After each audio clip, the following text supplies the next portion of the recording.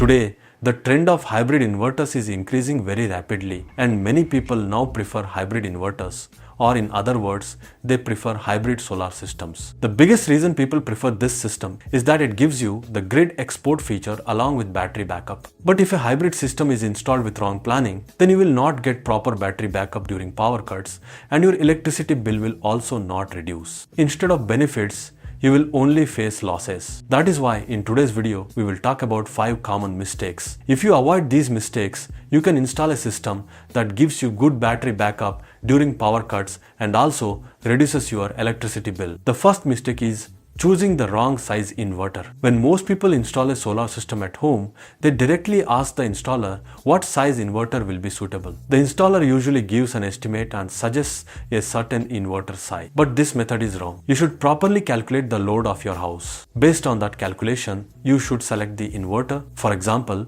if you calculate your home load and find that you usually run around 3 kilowatts of load, then you should not buy a 3 kilowatt or 3.5 kilowatt inverter. You should choose an inverter that can run around 4 kilowatts or even 5 kilowatts of load. The reason is that household load never decreases. Whatever load you calculate today will most likely increase in the future. That is why you should always choose an inverter with at least 30% extra capacity compared to your current load. This way, if your load increases in the future, your inverter will still be able to handle it easily. The second mistake is using cheap or low quality batteries. This directly affects your battery backup. If you buy a local battery or an undervalued battery that is labeled as 150 ampere hour but actually gives only around 100 ampere hour backup, then your system will not perform properly. Another mistake is choosing the wrong battery technology for your needs. For example, a lead acid battery cannot handle heavy loads properly. If you run heavy loads on it, you will never get the backup that matches its rated capacity. Lithium batteries are designed to support heavy loads. So if your requirement includes heavy loads, you should always choose a lithium battery. For example,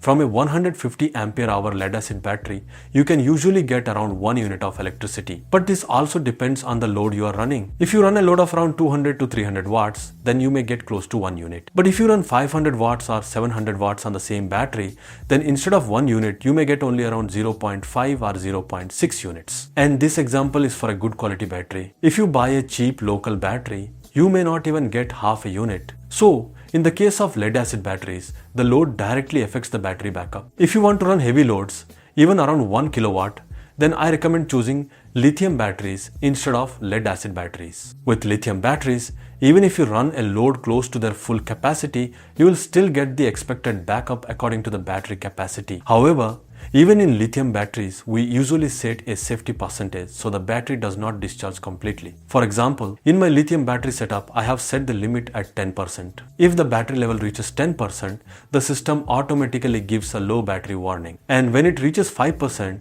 the system shuts down. This means you can safely use around 95% of the battery capacity in a lithium battery. That is why for transformerless technology systems and for systems of 3 kilowatts or larger, you should always choose lithium batteries. The third mistake is mismatching solar panels and the inverter. Most modern inverters now come with MPPT technology. But along with that, you also need to install good quality and modern solar panels to get proper power generation. Hybrid inverters usually support high voltage input. So, the voltage coming from the solar panels should be kept high according to the inverter specifications. For example, if a transformerless inverter supports up to 450 volts VOC from the solar panels, then you should select panels that can reach this voltage with fewer panels connected together. For this purpose, you can choose modern solar panels such as N-type TOPCon technology panels or HJT technology panels. These panels provide more than 50 volts VOC. If you connect 8 such panels in series, you can easily get more than 400 volts VOC from the solar panels. These can be connected directly to the inverter. If each panel is around 700 watts,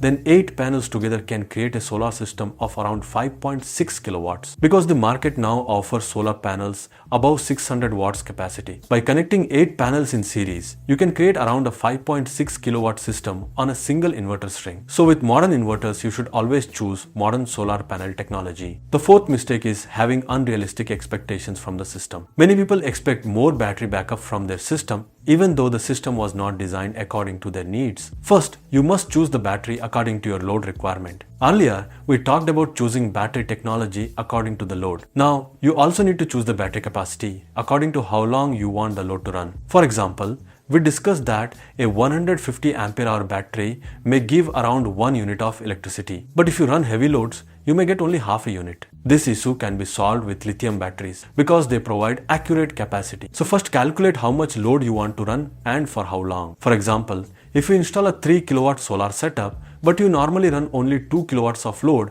and you want that load to run for about 2 hours on battery, then you need a battery with more than 4 kilowatt hours capacity. In lithium batteries, this means you will need a 48 volt and 100 ampere hour battery. This battery can easily run a 2 kilowatt load for around 2 hours. But another problem can occur here. Many 3 kilowatt inverters operate on 24 volts. So if you want to install a lithium battery, you will use a 25.6 volt and 100 ampere hour battery. In that case, the battery will give only around 1 hour backup on a 2 kilowatt load. So you will need to find a battery with double capacity at 25.6 volts, which means a 200 ampere hour battery. Such batteries are now available in the market and you can choose them. This will allow you to run a 2 kilowatt load for about 2 hours. The fifth mistake is ignoring system safety. Many people skip proper safety measures to reduce installation cost. Some people do not install proper earthing or lightning arresters. Even when they install earthing, they sometimes use only one earthing point. But in a solar system, usually 3 types of earthing are required. One earthing is for the solar panel, one earthing is for the AC side, and one earthing is for the DC side. So do not compromise with your system just to save